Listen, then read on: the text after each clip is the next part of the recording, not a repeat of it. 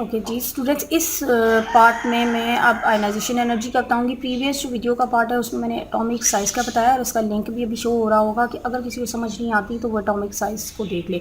अब उसके बाद second is ionisation energy. Ionisation energy क्या होती है? Ionisation energy is basically that energy it is a minimum energy which is required to remove an electron from its gaseous atom to form an ion। इसका मतलब ये है कि अगर कोई एटम है हमारे पास, उसका आयन फॉर्म होना है तो उसमें से इलेक्ट्रॉन को रिमूव करवाने के लिए जो एनर्जी रिक्वायर्ड होगी, इलेक्ट्रॉन रिमूव होगा तो वो आयन में कन्वर्ट हो जाएगा। जैसे अगर कोई हम लिखते हैं कि न्यूट्रल एटम है और उसमें से वैलेंस इलेक्ट्रॉन कोई भी रिमूव होता है तो फिर वो आयन में कन्वर्ट हो जाता है। अब ये डिपेंड करता है कि वो कैट आयन है या एन आयन है, ठीक है। अब ये एटम जब आयन में कन्वर्ट हो रहा होता है तो इसके जो इलेक्ट्रॉन रिमूव हो रहा होता है, इस इलेक्ट्रॉन को रिमूव करवाने के लिए जो एनर्जी इसके साथ लिंक होती है उस एनर्जी को हम कहते हैं कि वो आयनाइजेशन एनर्जी है। अच्छा जी, अब अगर हम इसका ट्रेंड देखें कि ट्रेंड इसका क्या होता है, तो ट्रेंड अगर हम अलॉन्ग द पीरियड मूव करते हैं तो उस केस में डिफरेंट होता है, अगर हम डाउन द ग्रुप मूव करेंगे तो उस केस में डिफरेंट होगा।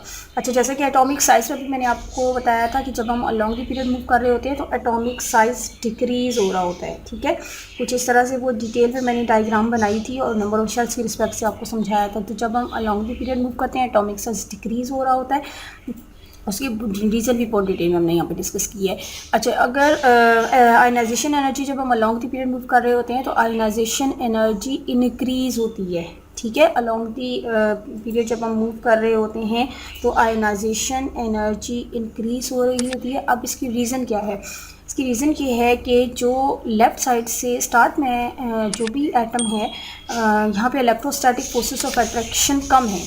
नेक्स्ट इनकमिंग एटम है, इलेक्ट्रोस्टैटिक फोर्सेस ऑफ अट्रैक्शन ज़्यादा हैं और उसके बाद यहाँ पे भी ज़्यादा हैं। और यही चीज़ मैंने आपको एटॉमिक साइज़ में एक्सप्लेन की है कि इलेक्ट्रोस्टैटिक फोर्सेस ऑफ अट्रैक्शन यहाँ कम है क्योंकि प्रोटॉन और इलेक्ट्रॉन कम है। इस केस में प्रोटॉन भी बढ़ जाते हैं, इलेक्ट्रॉन भी बढ़ जाते हैं, या और प्रोटॉन बढ़ जाते हैं या और इलेक्ट्रॉन बढ़ जाते हैं, तो न्यूक्लियस का होल्ड वैलेंस इलेक्ट्रॉन पे इंक्रीज़ होता चला जा रहा है। तो इसलिए वैलेंस इलेक्ट्रॉन का रिमूवल डिफ़िकल्ट होता चला जाएगा। जैसे यहाँ पे न्यूक्लियस का होल्ड वीक है इस केस के कंपैरेटिवली, और इस केस में इसके कंपैरेटिवली न्यूक्लियस का होल्ड वैलेंस इलेक्ट्रॉन पे ज़्यादा है और इस केस में और ज़्यादा हो जाएगा। तो जब न्यूक्लियस का होल्ड वैलेंस इलेक्ट्रॉन पे बढ़ रहा है तो उस इलेक्ट्रॉन को रिमूव करवाने के लिए हमें high amount of energy provide करनी पड़ेगी। जैसे इस केस में तो एनर्जी कम रिक्वायर्ड होगी, इस केस में एनर्जी ज़्यादा चाहिए होगी, इसलिए कि प्रोटॉन का होल्ड, न्यूक्लियस का होल्ड वैलेंस इलेक्ट्रॉन पे ज़्यादा है, यहाँ ज़्यादा स्ट्रॉन्ग फोर्सेस हैं। अब इस केस में और ज़्यादा स्ट्रॉन्ग फोर्सेस हैं तो हमें एनर्जी और ज़्यादा प्रोवाइड करनी पड़ेगी। तो इट मीन्स कि अगर हम अलॉन्ग द पीरियड मूव करेंगे तो आयनाइजेशन एनर्जी की वैल्यू हमेशा इंक्रीज़ होती है, ठीक है।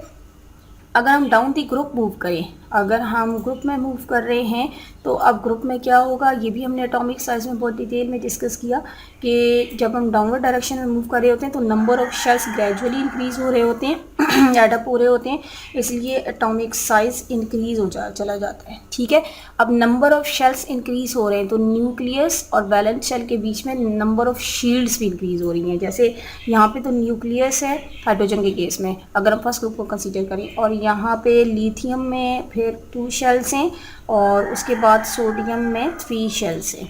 तो इस केस में न्यूक्लियस डायरेक्टली इलेक्ट्रॉन पे फोर्सेस अप्लाई कर रहा है, यहाँ पे न्यूक्लियस का होल्ड बैलेंस इलेक्ट्रॉन पे वीक हो जाएगा इसके कंपैरेटिवली, इसलिए कि बीच में एक शेल आ गया है, एक शील्ड आ गई है। तो न्यूक्लियस कि जो भी फोर्सेस ऑफ अट्रैक्शन से हैं वो उस वैलेंस इलेक्ट्रॉन पे कम्प्लीटली नहीं पहुंच पा रही, बीच में शील्ड आ गई है, ठीक है, उसको ब्लॉक कर रही है। अच्छा, उसके बाद अगर हम सोडियम के केस में देखें तो अब वैलेंस शेल में और न्यूक्लियस के बीच में 2 शेल्स आ गए, इसका मतलब 2 शील्ड्स आ गई हैं, तो यहाँ पे तो शील्डिंग इफेक्ट और ज़्यादा इंक्रीज़ हो गया। इसका मतलब ये कि न्यूक्लियस का होल्ड वैलेंस इलेक्ट्रॉन पे और वीक होता चला जाएगा। तो जब हम डाउन द ग्रुप मूव करते हैं, नंबर ऑफ़ शेल्स इंक्रीज़ होने से नंबर ऑफ़ शील्ड्स इंक्रीज़ हो जाती हैं, और नंबर ऑफ़ शील्ड्स बढ़ने का मतलब ये है कि न्यूक्लियस का होल्ड वैलेंस इलेक्ट्रॉन पे वीक होता चला जा रहा है, इसलिए less amount of energy provide करने पर ही यहाँ से इलेक्ट्रॉन रिमूव हो जाएगा। यहाँ पर तो ज़्यादा रिक्वायर्ड होगी, इस केस के कंपेरेटिवली यहाँ एनर्जी कम चाहिए, इस केस के कंपेरेटिवली यहाँ पे एनर्जी कम चाहिए। तो इसका मतलब ये कि अगर हम डाउन द ग्रुप मूव करेंगे तो आयनाइजेशन एनर्जी डिक्रीज़ होगी, अगर हम अलॉन्ग द पीरियड मूव करेंगे तो आयनाइजेशन एनर्जी इंक्रीज़ होगी।